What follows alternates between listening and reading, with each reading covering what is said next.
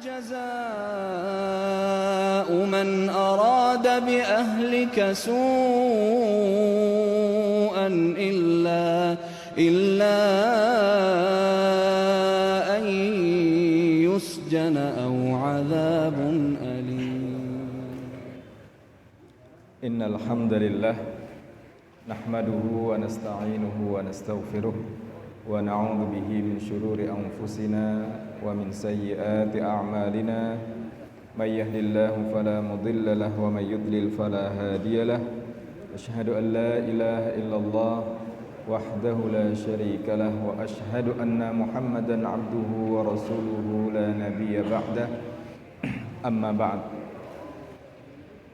Bapak-bapak, ibu-ibu yang dirahmati Allah, pertama-tama marilah pada kesempatan yang berbahagia ini kita tidak henti bersyukur kepada Allah Subhanahu wa taala atas nikmat yang Allah berikan,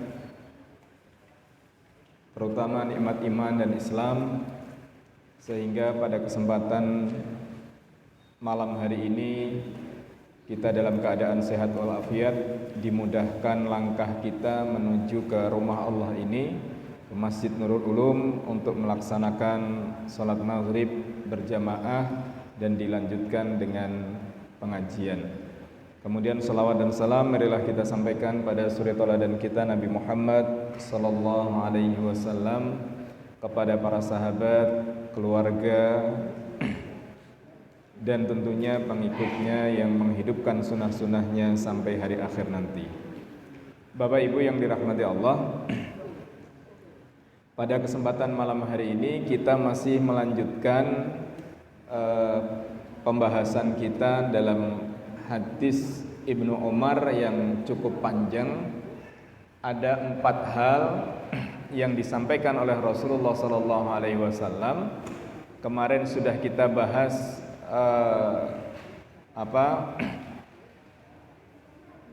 faktor yang pertama, kemudian pada hari ini kita akan bahas faktor yang kedua, sehingga dalam keterangan derajat hadis tidak kami cantumkan secara lengkap karena sudah dicantumkan pada pengajian pekan yang lalu. Kita baca hadisnya terlebih dahulu. Bismillahirrahmanirrahim. Ani bin Umar radhiyallahu anhuma qala Rasulullah sallallahu alaihi wasallam, thalathun muhlikat wa thalathun munajjiyat wa thalathun kaffarat wa thalathun darajat wa ammal munajjiyatu fal adlu fil ghadabi war ridha wal qasdu bil faqri wal ghina wa khasyatullahi fis sirri wal alaniyah, atau kama qala alaihi salatu wassalam. Artinya, hadis ini diriwayatkan oleh sahabat Abdullah bin Umar radhiyallahu anhuma. Beliau berkata, Rasulullah sallallahu alaihi wasallam bersabda, ada 3 perkara yang merusak. Pekan lalu sudah kita bahas. 3 perkara yang menyelamatkan, 3 perkara yang menghapus dosa, dan 3 perkara yang menaikkan derajat. Adapun yang menyelamatkan adalah, jadi ini kita bahas faktor yang kedua, yaitu 3 hal yang menyelamatkan. Apa saja? Adapun yang menyelamatkan itu adalah adil saat marah maupun ridho. Kemudian sederhana di saat fakir dan di saat kaya, dan takut kepada Allah saat sendiri dan dikala bersama-sama. Hadis riwayat At-Tabrani, kemudian oleh Syekh Albani dikatakan hadis ini hasan li ghairihi.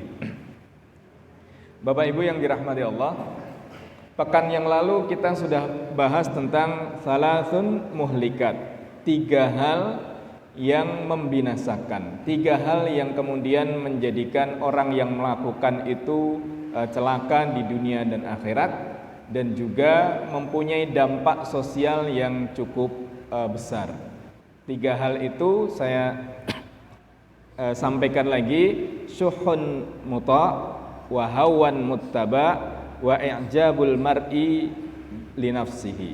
Jadi kekikiran, masalah kikir yang diikuti, kemudian hawa nafsu, kikir yang ditaati, kemudian hawa nafsu yang diikuti, dan ujub, berbangga terhadap apa yang sudah dia lakukan, disampaikan terus menerus kepada orang lain. Nah, sekarang ada 3 hal yang akan menyelamatkan manusia. Menyelamatkan di sini menyelamatkan orang yang mempunyai sifat-sifat yang akan disampaikan oleh Rasulullah, sekaligus mempunyai dampak terhadap orang-orang yang ada di sekelilingnya. Jadi dampak sosialnya juga nampak. Dampak terhadap orang lain juga terlihat jelas. Dan ini nanti tidak hanya menyelamatkan manusia di dunia, tetapi juga menyelamatkan manusia di akhirat. Tetapi ketika kita membahas masalah munajjiyat, segala sesuatu yang dapat menyelamatkan manusia, hakikatnya itu banyak sekali. Kalau selama ini kita mengenal banyak jalan menuju Roma, maka sebenarnya lebih banyak jalan lagi menuju surga. Nah, itu. Jadi jalan menuju surga itu luar biasa banyak. Bahkan dalam hal-hal yang kecil itu akan memudahkan seseorang ke dalam surga. Termasuk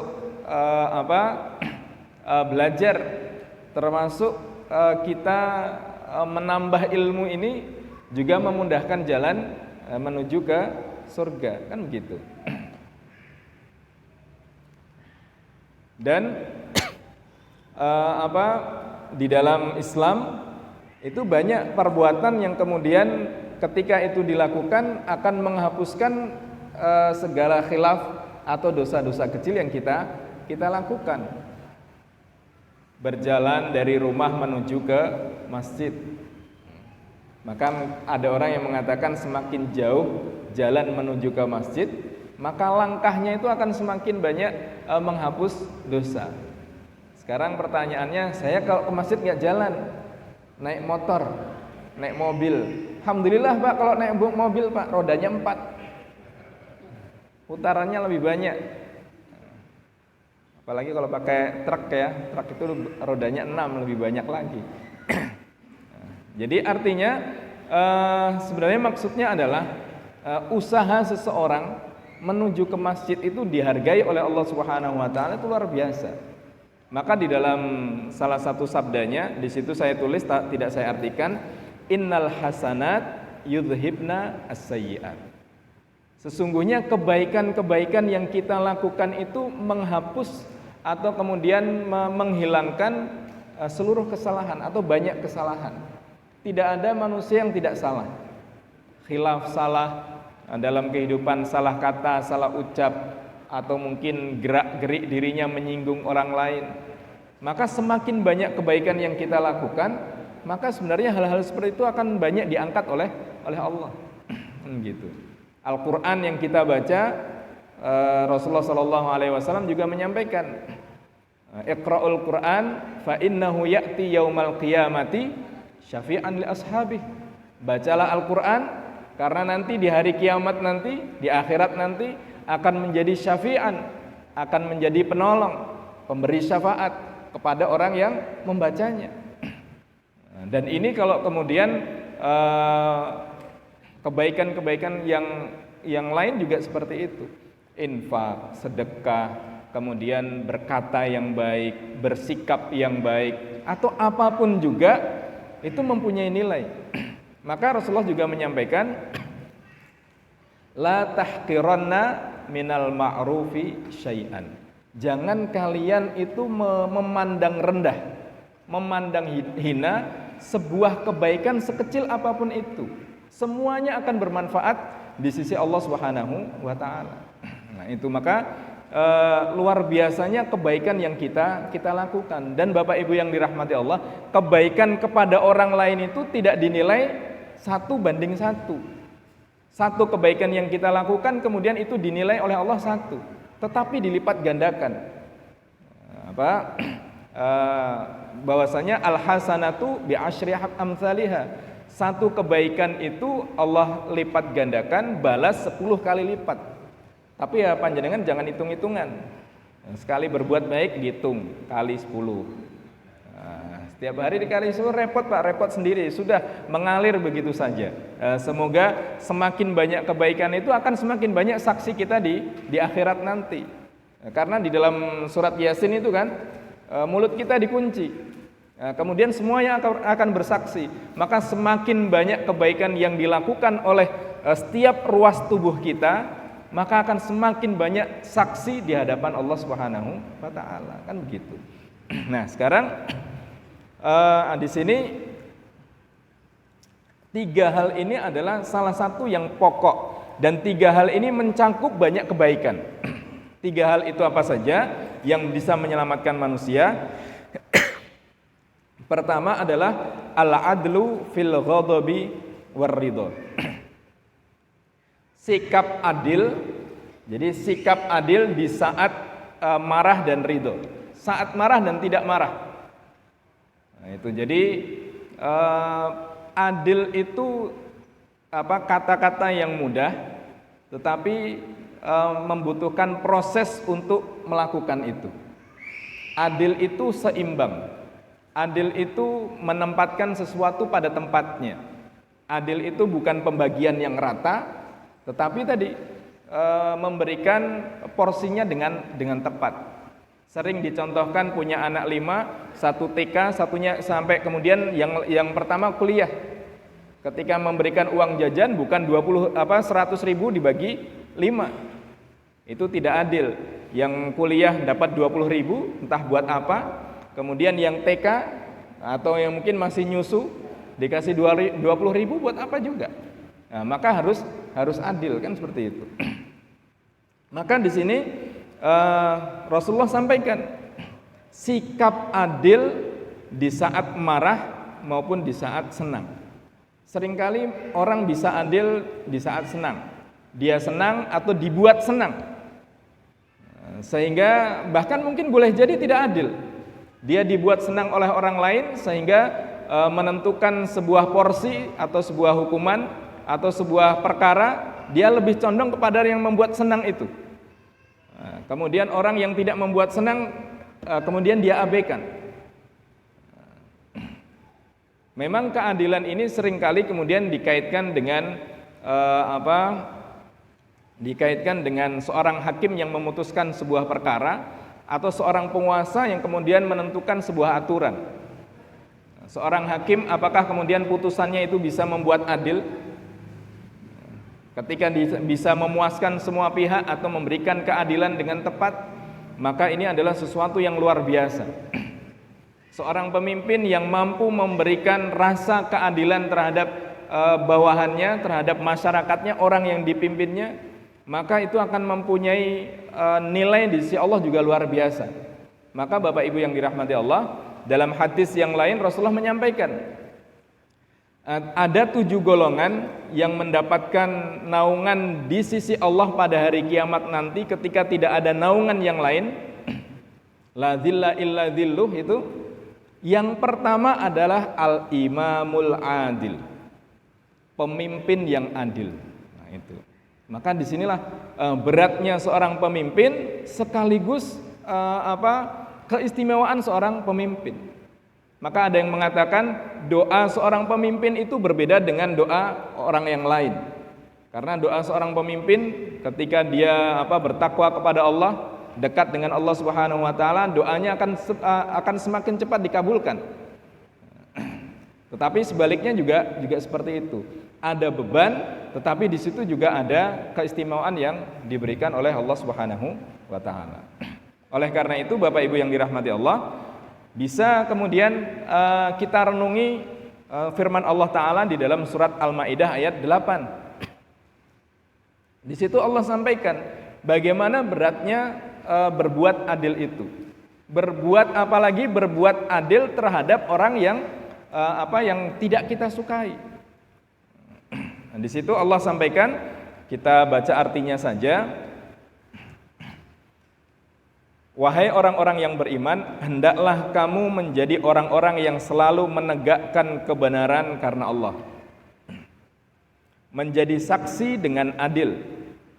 Dan janganlah sekali-kali kebencianmu terhadap suatu kaum mendorong kamu untuk berlaku tidak adil. Wala yajrimannakum syana'anu qaumin ala alla ta'dilu. Jangan sampai kemudian kebencian kita terhadap orang lain kemudian menjadi berlaku tidak adil. Udahlah, dia kan musuh saya. Saya tidak senang dengan dia, ngapain kemudian diberikan keadilan? Padahal ketika orang yang tidak disukai kemudian diberikan keadilan, boleh jadi itu menjadi pintu hidayah dari Allah Subhanahu wa taala. Maka kemudian Allah sampaikan bahwasanya i'dilu huwa aqrabu littaqwa. Berlaku adilah karena adil itu lebih dekat kepada ketakwaan. Dan bertakwalah kepada Allah, sesungguhnya Allah Maha mengetahui apa yang kamu kerjakan. Ada sebuah kisah yang sering juga diangkat, bagaimana ketika Imam Ali masuk ke pengadilan dengan seorang Yahudi memperebutkan baju perang. Itu milik Imam Ali, tetapi karena kemudian tertinggal di tempat peperangan, diambil atau dibeli oleh orang Yahudi itu. Ketika sudah dipakai, kemudian Imam Ali mengklaim, oh ini kan punya saya. Tapi karena kemudian akhirnya dibawa ke pengadilan. Di pengadilan diputuskan Imam Ali kalah. Kamu hanya bisa mengklaim, tapi tidak ada bukti, tidak ada saksi. Maka baju zirah ini milik orang Yahudi. Orang Yahudi bingung, loh kenapa saya bisa menang? Padahal dia adalah seorang Amirul Mukminin, sebagai seorang pemimpin. Boleh saja kemudian dia mengatakan kepada hakim untuk memenangkan dia, tetapi kemudian dikalahkan. Bukan dikalahkan ya, tetapi tidak bisa memberikan bukti dan saksi tadi. Dan itu menjadi pintu hidayah. Kemudian orang Yahudi itu masuk ke dalam Islam. Nah ini keadilan. Ya kita bisa melihatlah, ketika keadilan itu tidak ada, maka akan berdampak pada efeknya banyak sekali. Kemarahan, kemudian di situ ada kezaliman, banyak orang yang tidak puas, kemudian mendoakan atau mengadu kepada Allah, dan kemudian berdampak dampak yang lain. Maka Rasulullah sampaikan, yang pertama ini, satu faktor yang menyelamatkan manusia itu berbuat adil. Kepala keluarga berbuat adil terhadap yang dipimpinnya. Kemudian seorang guru juga berbuat adil terhadap murid-muridnya, dan seterusnya. Kemudian yang kedua, al-qasdu fil fakri wal ghina. Sederhana di saat fakir dan di saat kaya. Jangan kemudian dikira di saat fakir itu bisa hidup sederhana. Kita ini sedang hidup di alam penuh tipuan. Orang lebih senang melihat lahiriah kita, apa yang kemudian kita tampilkan, daripada kemudian menampilkan apa adanya yang kemudian kita miliki. Misalnya kan sampai kemudian HP, bagaimana kemudian ada filter itu apa namanya? Orang jadi mukanya bisa menjadi cakep kan gitu.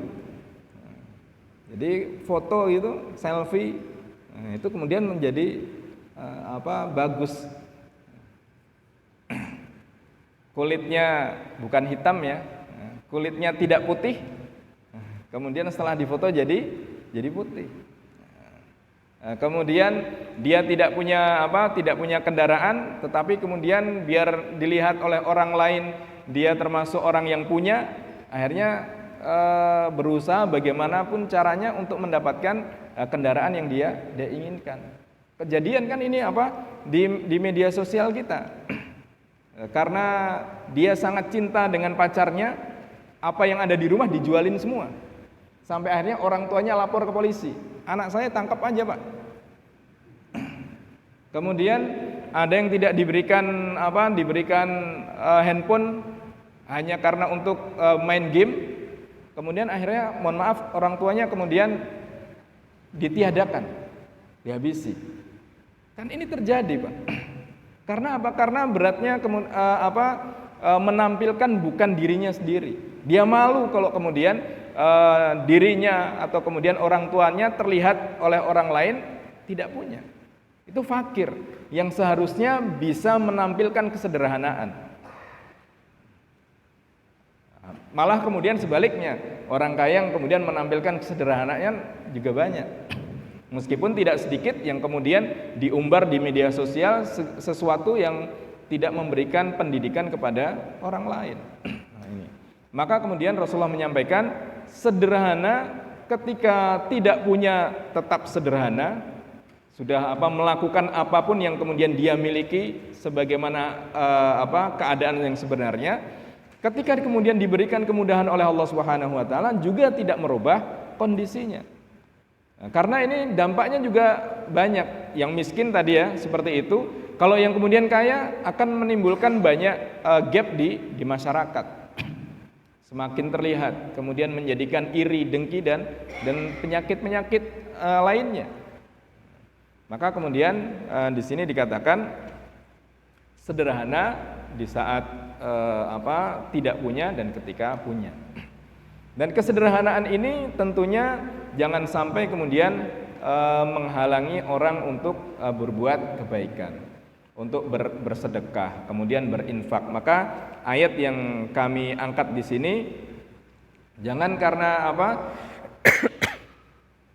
jangan terlalu kikir dengan apa yang dimiliki, jangan kemudian berlebih-lebihan juga ketika memberikan kepada orang lain. Harus sesuai dengan porsinya. Sederhana kemudian seimbang di dalam bersikap kepada orang lain.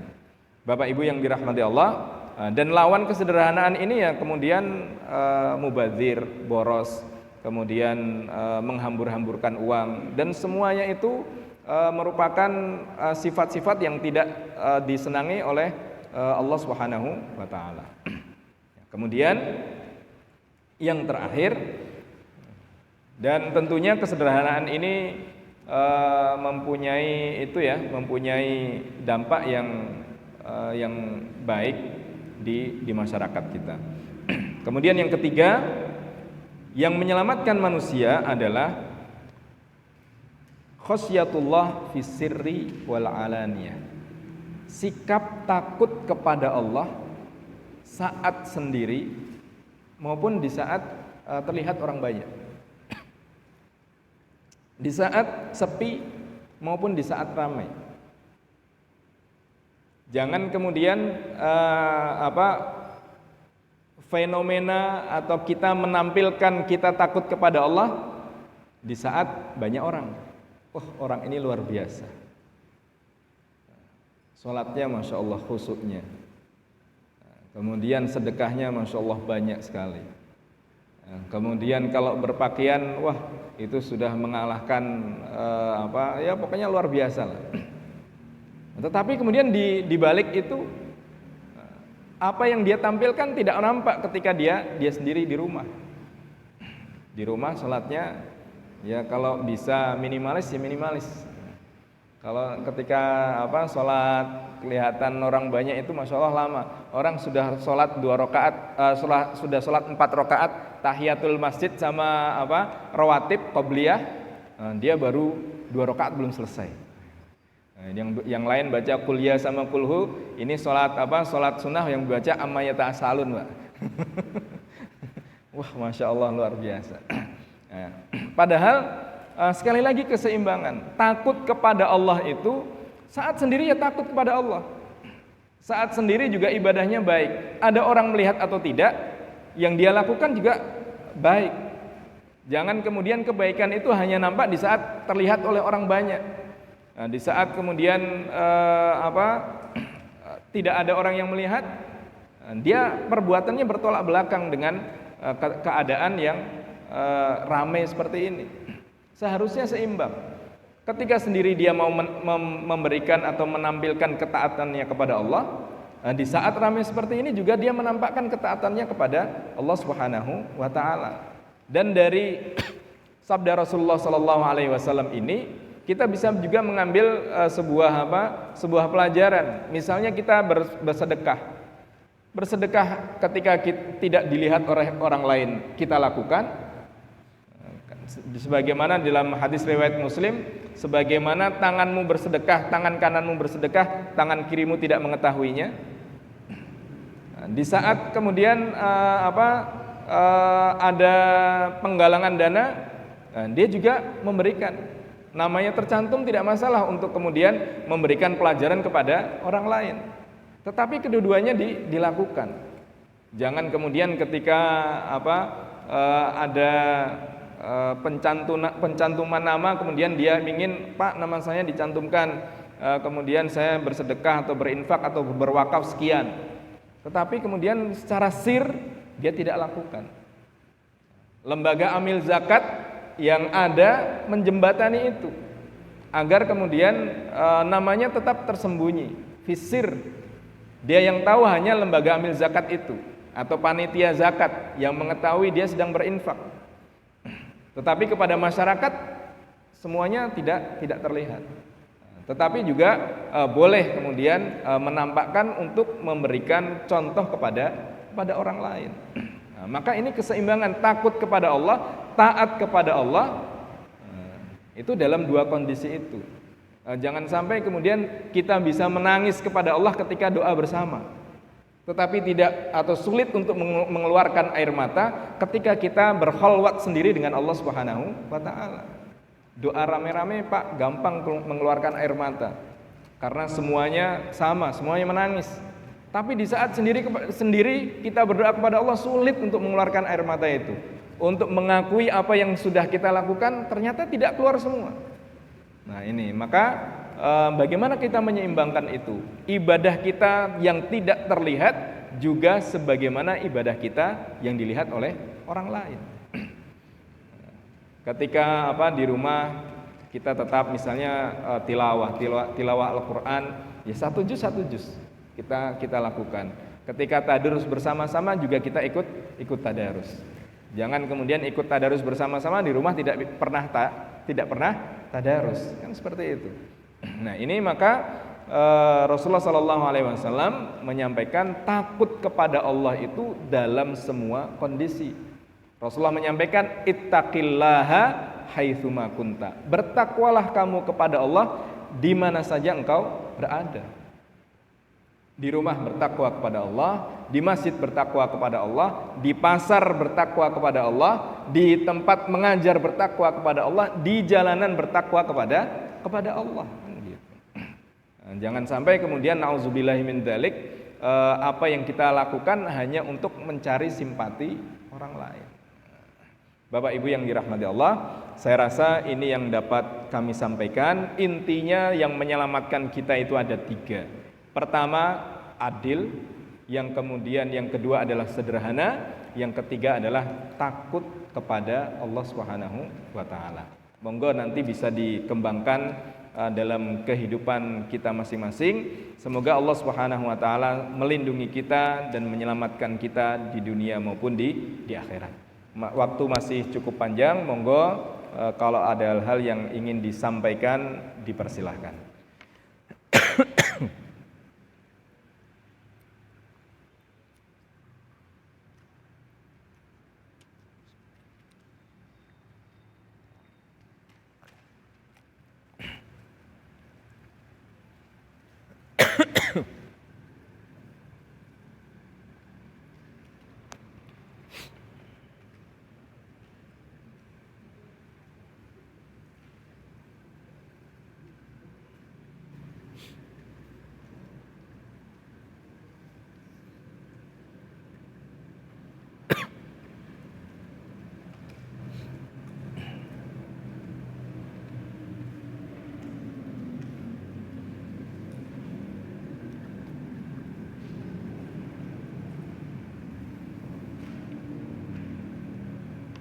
Kalau tidak ada, kita akhiri dengan berdoa kepada Allah Subhanahu wa taala. A'udzubillahi minasyaitonirrajim. Bismillahirrahmanirrahim. Alhamdulillahirabbil alamin hamdan yuwafi ni'amahu wa yukafi mazidah. يا ربنا لك الحمد كما ينبغي لجلال وجهك الكريم ولعظيم سلطانك. اللهم صل وسلم على سيدنا محمد وعلى آله وأصحابه أجمعين وبارك لنا معهم برحمتك يا أرحم الراحمين. اللهم اغفر لنا ذنوبنا وكفر عنا سيئاتنا وتوفنا مع الأبرار. ربنا ظلمنا أنفسنا وإن لم تغفر لنا وترحمنا لنكونن من الخاسرين. اللهم أصلح لنا ديننا الذي هو عصمة أمرنا، وأصلح لنا دنيانا التي فيها معاشنا، وأصلح لنا آخرتنا التي إليها معادنا، واجعل الحياة زيادة لنا في كل خير، واجعل الموت راحة لنا من كل شر. اللهم إنا نسألك رضاك والجنة ونعوذ بك من سخطك والنار. ربنا آتنا في الدنيا حسنة وفي الآخرة حسنة وقنا عذاب النار. والحمد لله رب العالمين. Kurang lebihnya mohon maaf. Assalamualaikum warahmatullahi wabarakatuh.